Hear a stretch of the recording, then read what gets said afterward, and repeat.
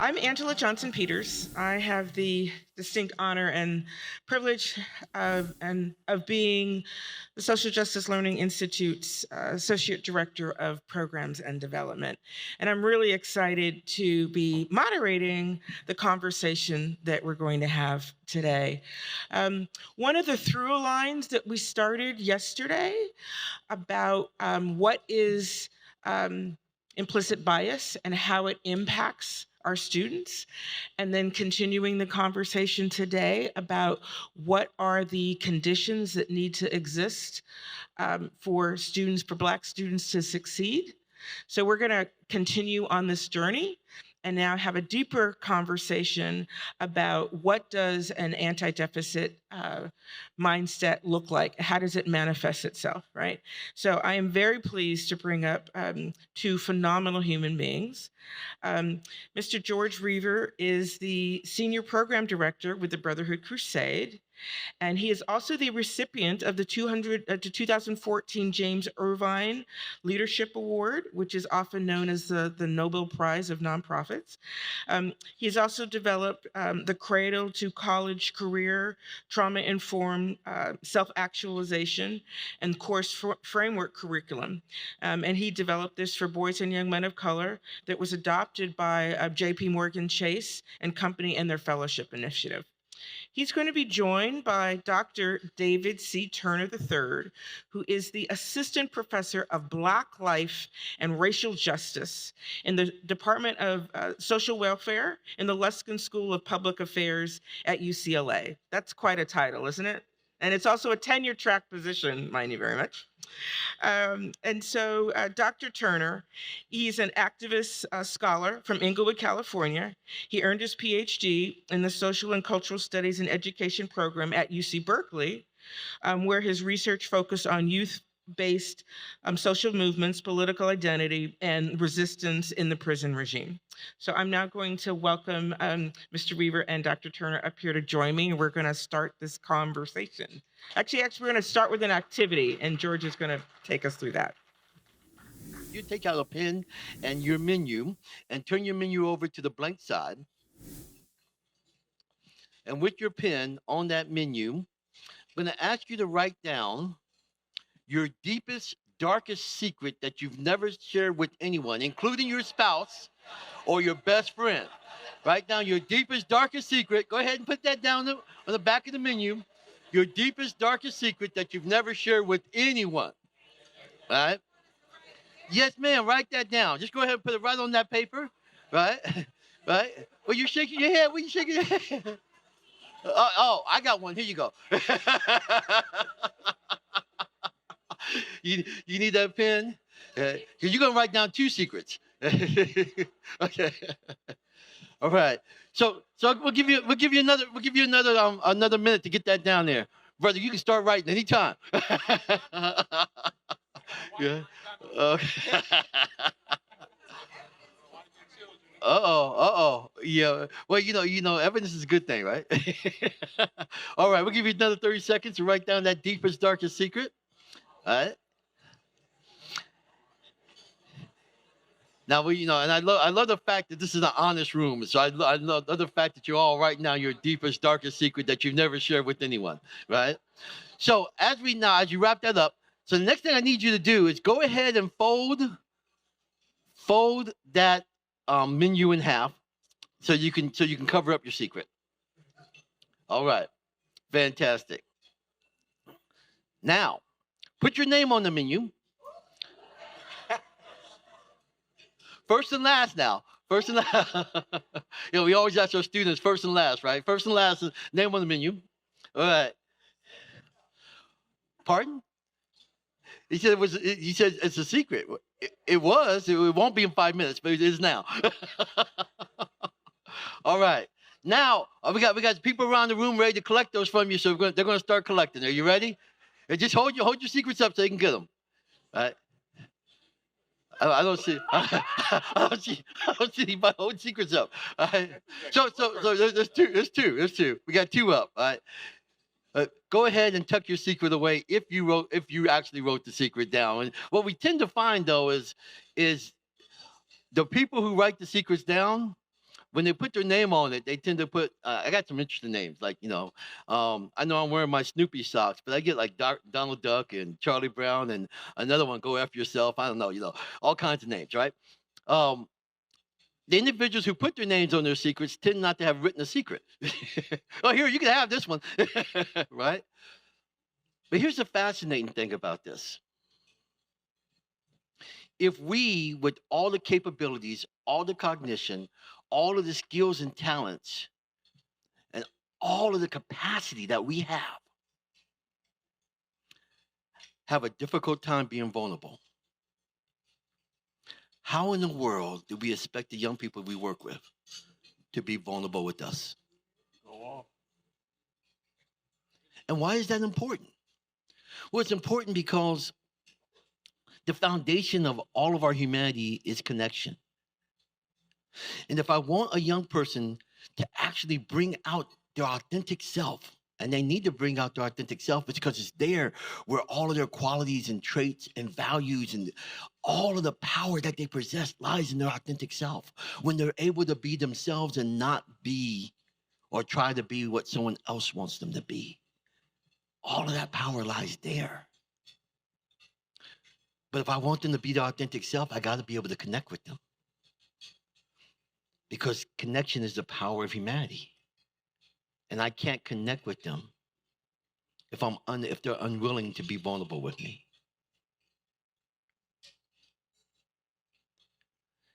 And so the key to me moving forward and being able to help them to get to that point lies in me being able to be vulnerable with them. Me being able to connect with them. Me being able to help them across that bridge.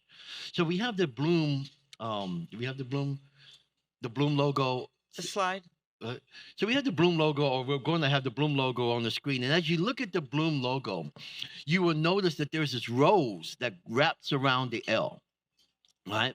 That rose was put there because of the reference to Tupac's song, the Rose That Grew from Concrete. Here's the deal. When it comes to our young black men, we don't want roses that grow from concrete. We currently have it. As all of you know, in the United States, 70% of all black males who do not graduate high school wind up incarcerated by the age of 30. 70%. However, in California, that number is 90%. Now, we're sitting out here in the middle of these beautiful vineyards. If 90% of those vineyards failed, we wouldn't be here. There wouldn't be a hotel here. There wouldn't be a resort here, right? But yet we allow 90% of our black males to fail who we don't help matriculate through high school. And so we don't want a rose that grew from concrete. What we want is a rose garden. Right? That's right. That's right. And that rose garden starts with our ability to be able to move these young people. Right? And so how do we do that? It starts with connection. We have to be able to connect with them. This process that we currently have, that most of us continue to stay in the middle of, I got news for you, isn't working. Hasn't been for a long time. But yet we continue to hold on to this one thing, but it's how we've always done it.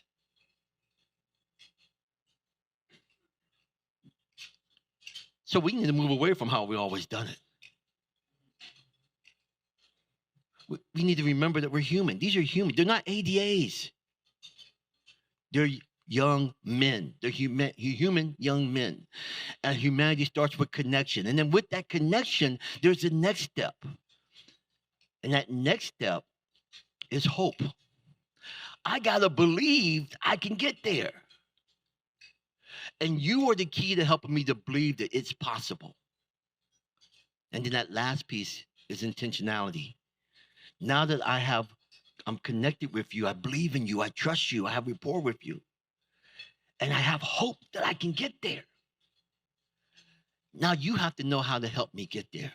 Because I don't. If I knew how to get there, guess what? I would have done it myself.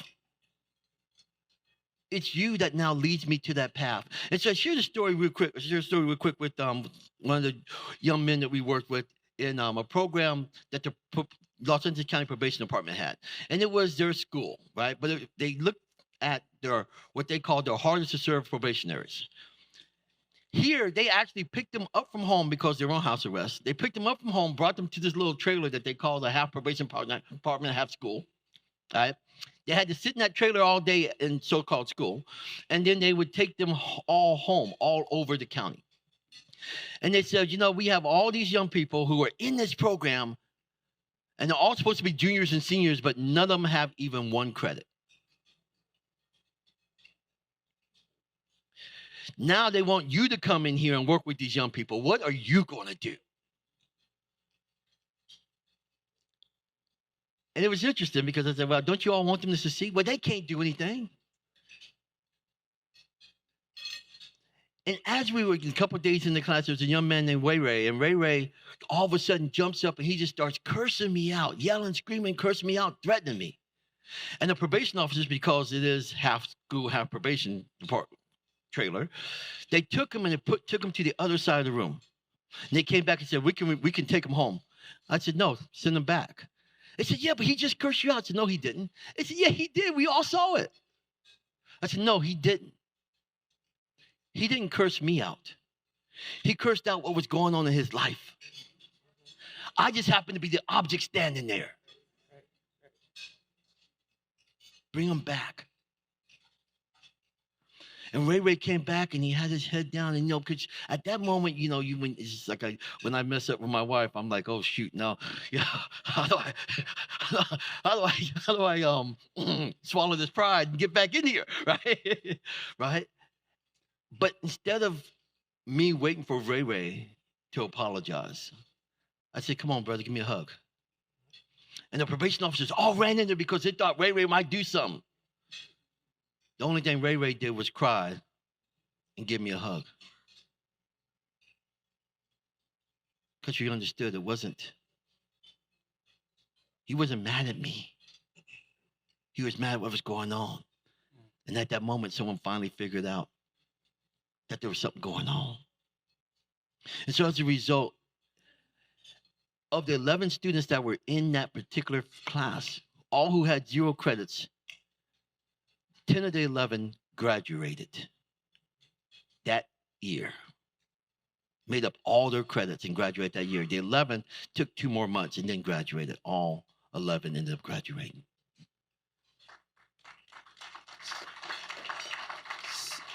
So George, that's is this on? Yeah. So George, that's a fabulous real world example of the difference of an anti-deficit approach. Like the way that you dealt with Ray Ray and recognizing that there was something else going on, because your approach could have been completely different. You could have been, oh, well, no, don't bring him back. He's, you know, nothing is going to happen.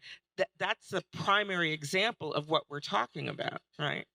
So, David, I wanted to bring you into this conversation and ask you what you believe a transformed educational system looks like that has these values at the center, you know, and what should be our North Star. Absolutely. Well, first of all, Brother George, thank you for sharing that story, because I think that story goes to illustrate a particular point. George said that we have been trying to grow roses in concrete, but we should have a rose garden for that, right?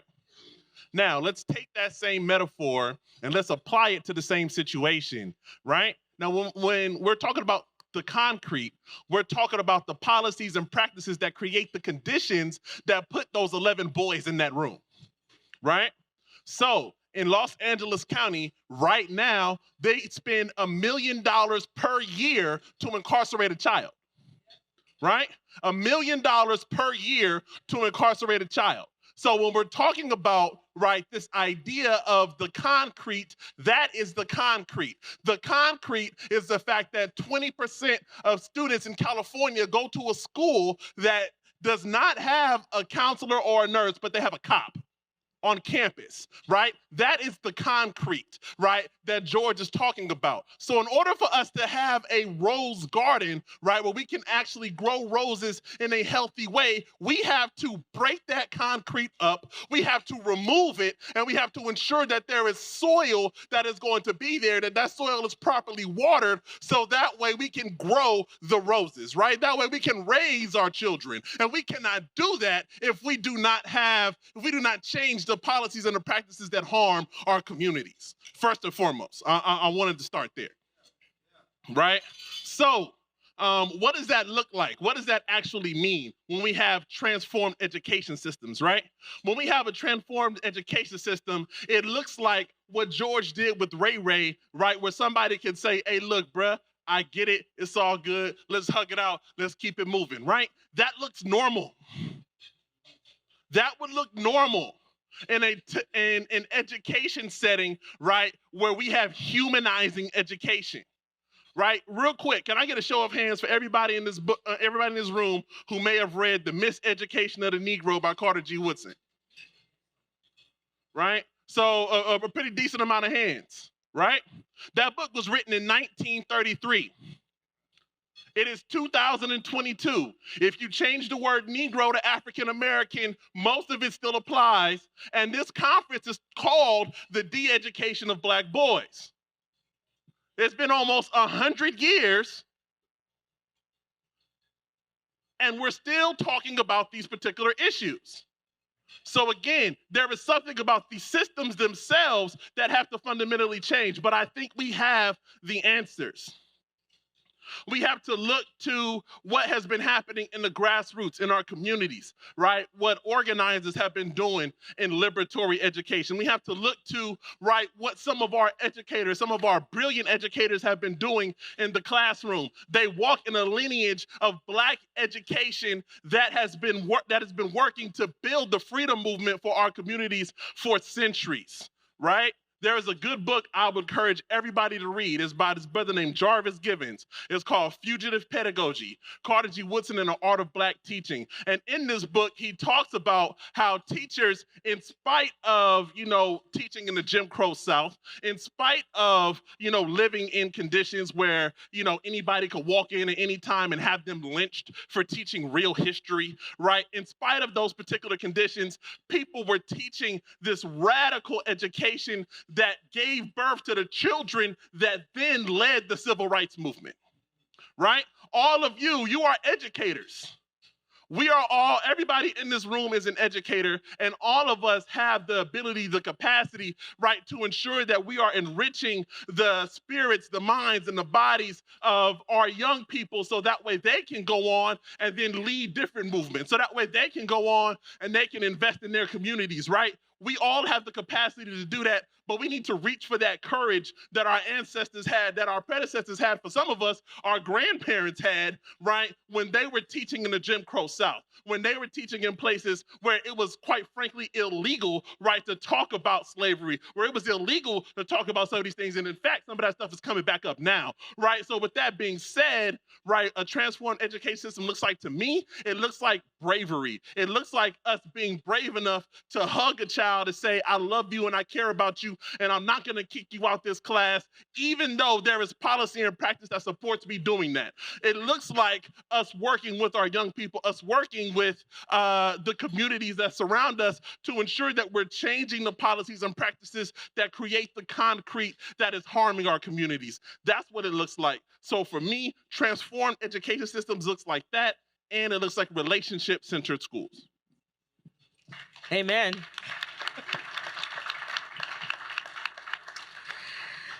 So I want to pivot a little bit and talk about the Black Student Achievement Plan. And we know that there's a statewide advisory task force.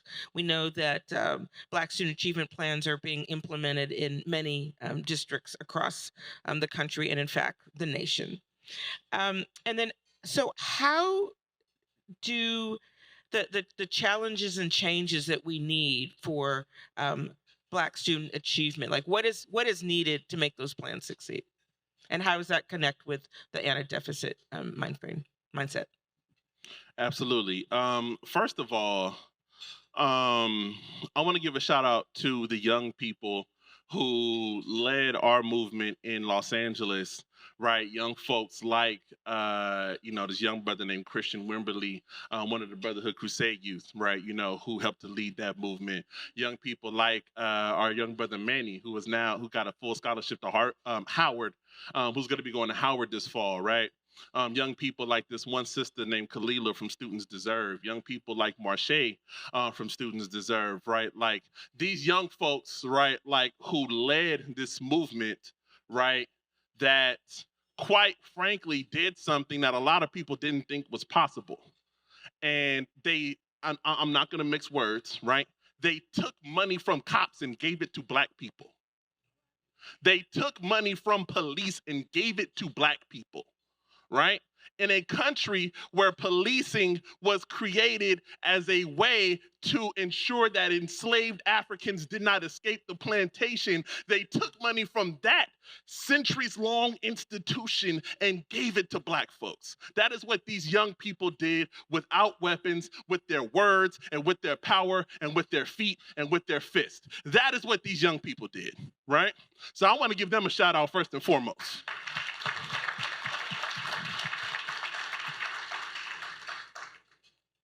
Second, I think, in particular, I'll speak about Los Angeles, right?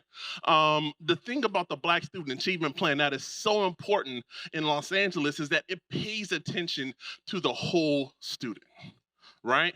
One of the things about, Black student achievement, I think, that can oftentimes get lost in the conversation, regardless of how much money is put into it, is a lot of people want to try to focus on academic outcomes because, again, rooted in that deficit mindset, a lot of people are trying to change behavior.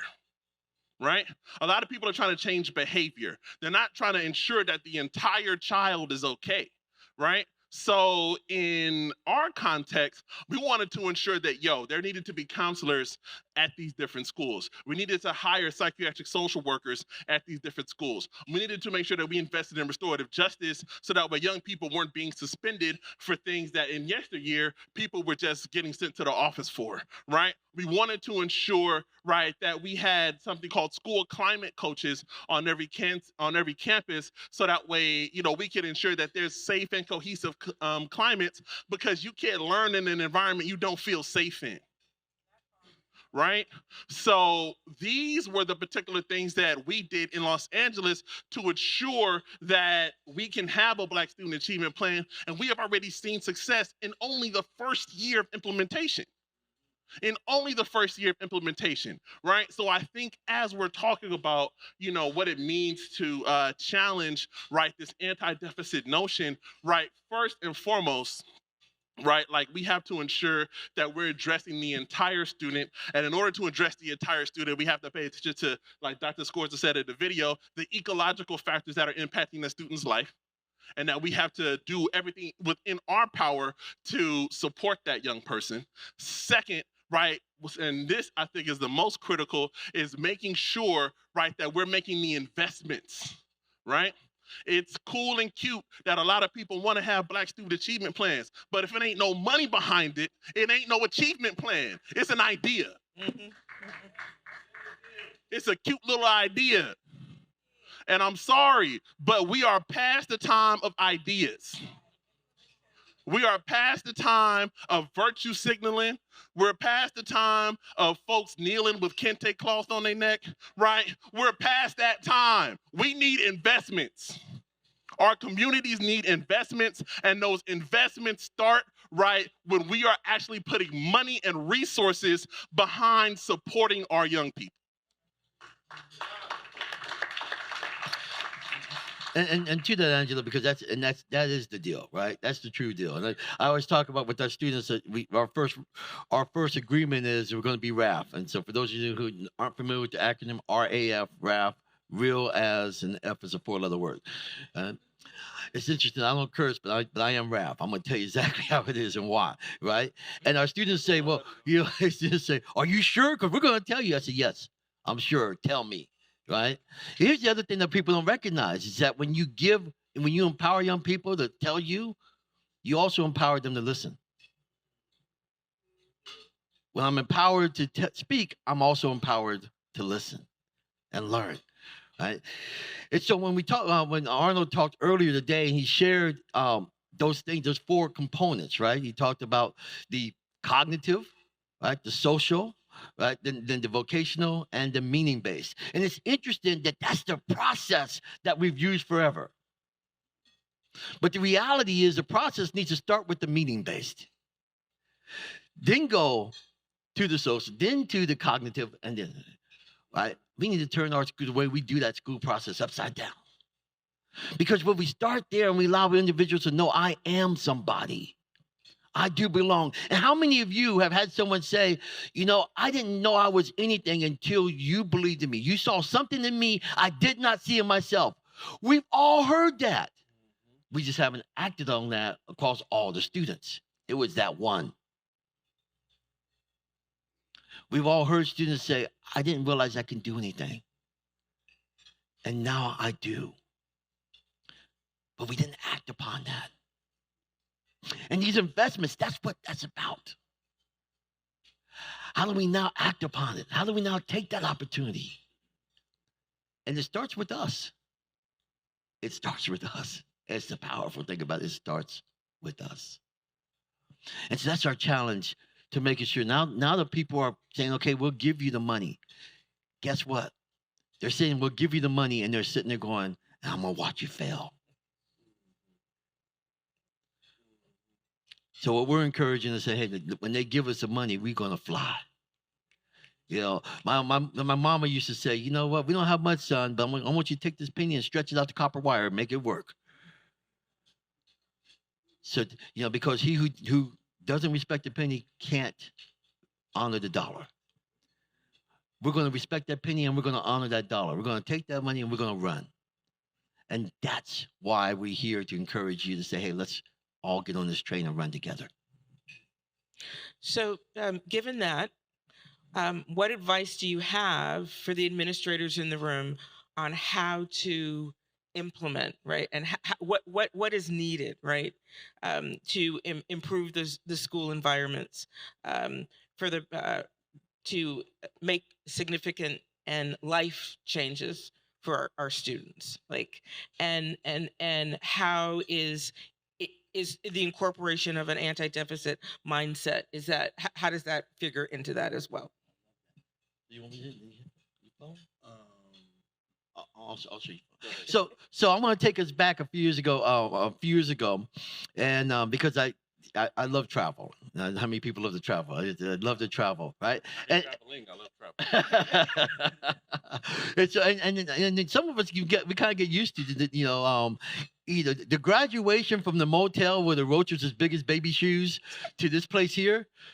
This is fantastic, right? You know, because I remember those days when I thought it was something. I got in the motel, and you know, even the roaches, I told the roach, you need to leave. I paid for this room. He said, you need to leave. I live here. And I'm like, so one of the graduations I got a chance to experience was that Boeing 787, that Dreamliner. Anybody been on that Dreamliner? That thing is amazing, right? I mean, that's a beautiful plane. Unfortunately, a few years ago, there was a challenge with those planes, right? And after the first one crashed, and they said, hold on, we got to start looking. The second one crashed, and they said, stop. They didn't say we're going to build it as we fly it, right? They said, stop. Ground that bad boy until we figure out what's going on. For a lot of us, we're trying to build it as we fly it. And the bottom line is, you need to stop. Ground that bad boy and get it right. And so the first thing is, let's figure out what we actually want to achieve. Let's figure out what that success looks like. Let's figure out how to determine that success. Let's figure out what we need for that. And you got a lot of the keys that as Derek says, they've been giving out keys all day. Let's take them keys, right? And let's stop. Put it together and get it right. I love people who always tell me, you know, well, we can't do anything with them. And then all of a sudden you do something and like, well, you know, it's not right that we're rewarding those young men. We're rewarding those young men when they don't act right in my class. So what's not right is you aren't connecting with those young men. And for us to continue to allow you to do what you're doing is a travesty. We need to stop and get it right. And that's tough because that takes bravery. That takes courage, right? I always love the saying is that it takes a whole lot of courage to stop racism. Sure does. It takes a whole lot of bravery to stop hatred. It sure does. But like I tell my young people, I said, yeah, you know what? I know you're afraid to say hello to that person. Do it anyway. I know you're afraid to stand up and speak out. Do it anyway.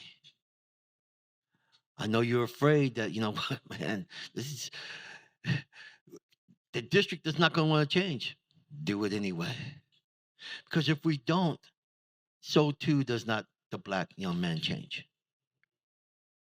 So what do you want?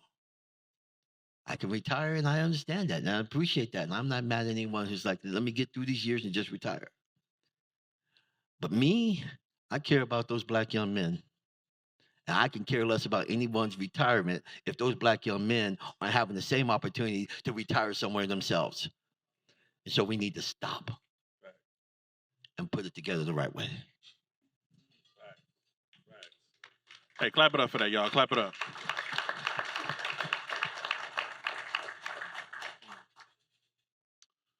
So I think for me, I'm assuming folks in this room are familiar with, the late John Lewis, right? And getting into good trouble, that necessary trouble, right?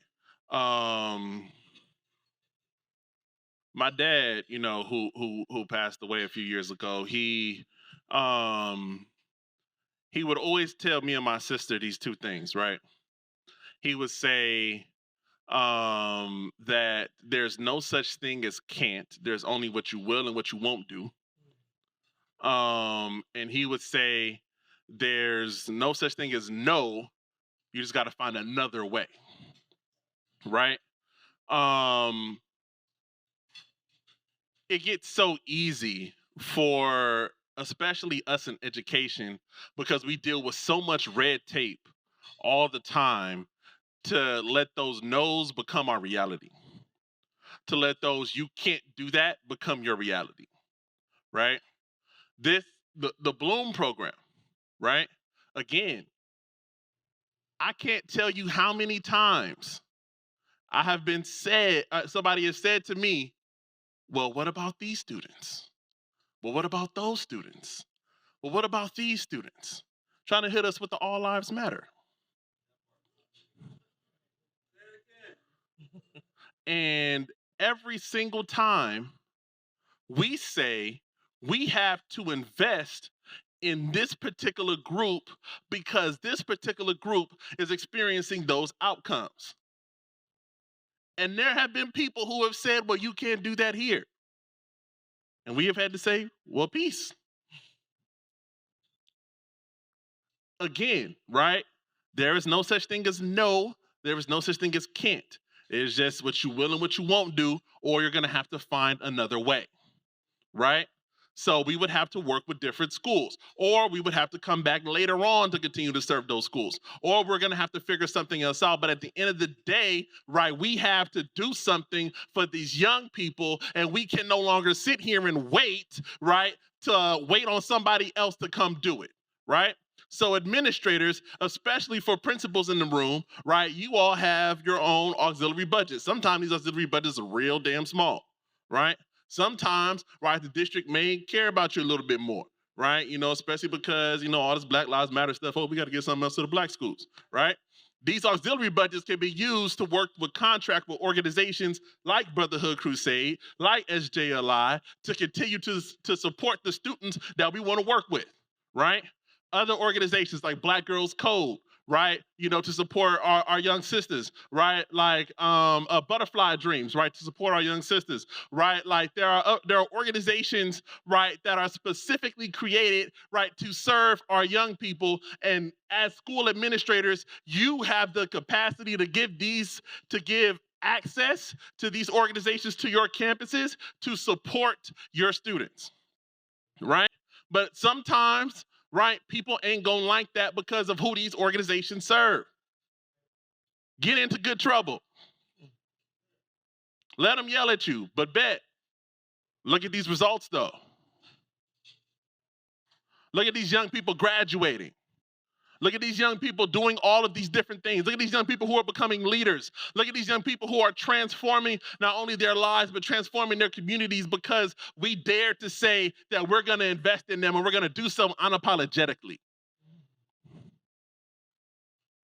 So my only advice, my only thing that I would recommend, right, for administrators, right, first is to ensure that you're connected with your local communities, right? And not only for, folks who may be running schools themselves, but also folks who are on school boards, right? Folks who are in, upper level or district administration, right? Being connected to your local community is going to get you so much further, right, than trying to do it on your own. Long-standing African proverb: if you want to go fast, go alone. If you want to go far, go together. Right? So you want to make sure that you're going somewhere together, and you do that with the community in hand. Second, right? Second is that you're going to run into red tape. There are things that you can't do about that red tape, but there are things that the community can do that you can't. There are things that the community can do, the things that the community can say that you would not be able to say. So yeah, you probably can't say, well, we need this or we need that. Or if you do, right, you might run into trouble, or you might run into issues with unions, or you might run into issues with teachers, or you might run into issues with somebody, because somebody always got an issue with something every time you want to prioritize Black people, right? So what do? You lean on your community to help raise that voice. You do that together, because when you do that together, right, now you can't be ignored. So again, you partner with the local community, you lean on your community for the support, and I guarantee you will start to see different results. There is not a single community where there are Black children and there are not Black parents, Black people, Black communities organizing to support these people. There's not a single community in the United States. One thing organizing has taught me is that there is no such thing as, well, nobody's doing this. It's just who is doing it and how do I get connected to them. That is one thing organizing has taught me. And I can guarantee you that there is somebody in your communities doing the work. So all you have to do is get connected and you're going to see different results. Send it to me. We're almost out of time, but I wanted to provide an opportunity for burning questions, impressions, and I'm also going to work on pulling this poem up that George wanted.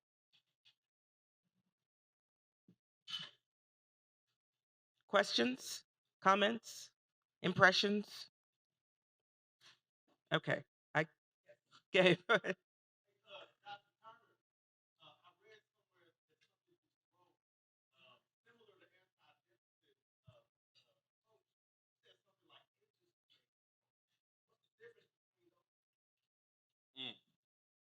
Do we need to repeat the question, or did everybody hear it?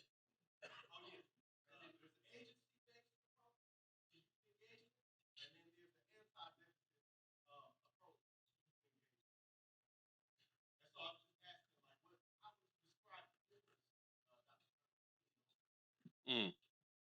Well, thank you for that, Dr. Regalado. And Dr. Soon-to-be Serrano is also here. He also co-authored that paper with us, and Dr. Regalado was on it as well. And in this, so with that particular approach, right, there's the anti-deficit approach, I think, that we all, should embrace, right? Again, the anti-deficit approach being that, we need to ensure that we're looking at the whole student, that we're paying attention to these particular factors, that, we're not looking at the students as if they're problems, or we're not blaming them for their problems, right? That is a first and foremost, and quite frankly, that is the floor. If you can't do that at minimum, you should not be working with children, period. And if anybody is, let them go, straight up.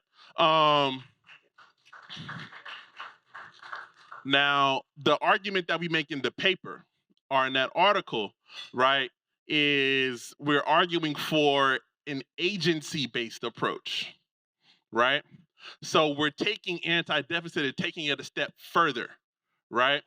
Where we're essentially suggesting that yes, young people, they are a whole. They're like we firmly believe that that they can succeed, and we want to encourage them and all these other things, right? Like we don't believe that their behavior is the result of their problems. The agency-based approach is we believe that young people are fundamentally the solution, right? An agency-based approach looks at young people and says, well, look, in the history of social movements in this country, right, it has been young people who have led the transformation. People forget that Dr. King was 26 when he started organizing. People forget, right, that Huey P. Newton and Bobby Seale, right, were fresh out of high school, students at community college when they started the Black Panther Party. Right?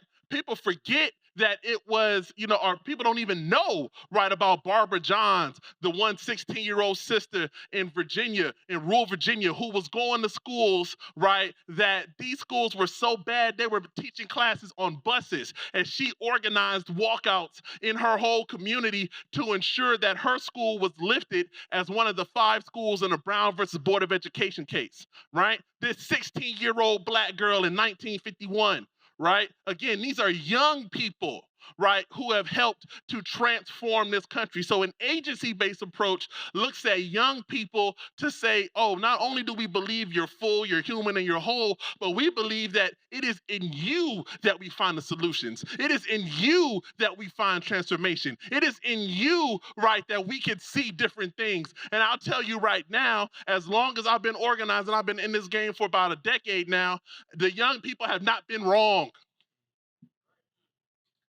The young people have not been wrong. Again, like Dr. Scorza said, I think it makes sense that young people should be drinking clean water out of their water fountains. I think it makes sense, right, that young people deserve to go to schools, right, that have more teachers, counselors, and that have more people there to support them than there to arrest and criminalize them. I think that makes logical sense to me, right? It makes sense, right, that young people should be going to classes where they're learning about people, ideas, and places in history and time of people who look like them. I know I talked about Barbara Johns in this room. For some of y'all, that might have been your first time hearing about her at y'all big age. That might have been your first time hearing about it. Our young people, that's embedded in our curriculum, so they gotta learn it.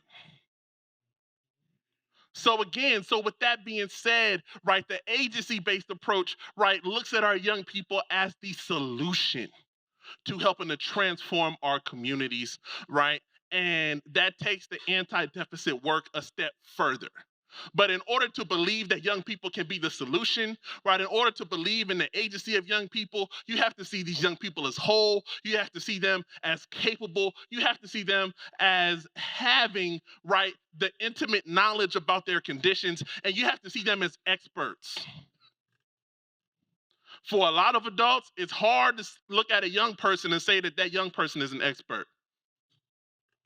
It's hard because, we went to school and we got these degrees and we got life experience and, oh, you young, you don't know shit. No, I'll be frank, right? Like, it's hard for folks to see young people as experts. But when you see a young person as an expert and then you treat a young person like an expert, and you give them the proper tools, training, access, and resources, I have seen young people break down, different types of statistical measures, right, that other people in graduate school that I went to couldn't do.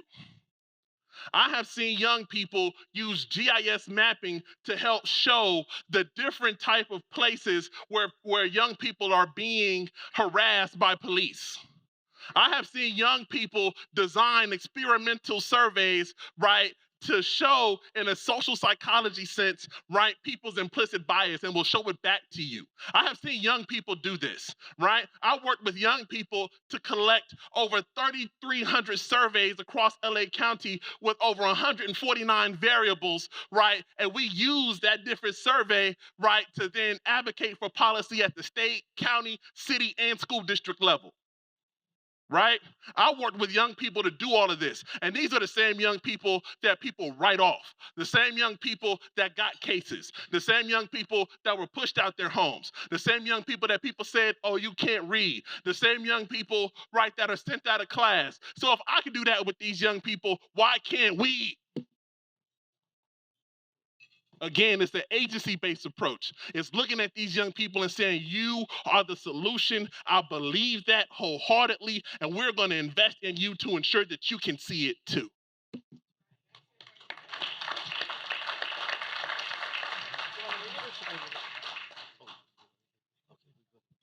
So we're gonna close with a poem. We should talk about this problem. There was a beautiful creature living in a hole you have dug. So at night, I set fruit and grains and little pots of wine and milk beside your soft earthen mounds. And I often sing, but still, my dear, you do not come out.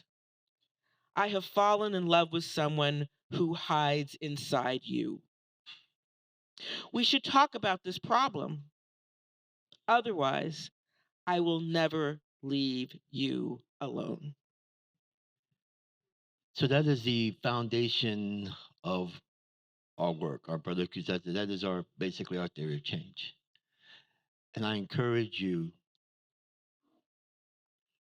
if that's not who's working for you, they shouldn't be working for you.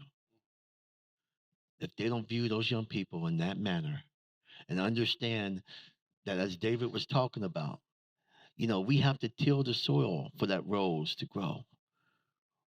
We have to put nutrients in the soil for that rose to grow. We have to make sure that there's water for that rose to grow. We have to make sure there's sunlight for that rose to grow. And when we do that, we get this incredible, beautiful rose. But the reality is that the greatness of the rose was not in anything that we did. The greatness of the rose lied in the DNA of the rose itself. You do not make young people great. Our job is to help manifest their greatness. If that's not who you hired, that shouldn't be who you're working with. So, thank you all for your attention. I'm sorry, this happens to me. I get overwhelmed because the work is so important. And everyone in this room is doing so much. And we are just privileged and honored to be able to do this work, right? So this is me. Sorry, I get this way. But it really has been an honor and a privilege to share some time with you this afternoon.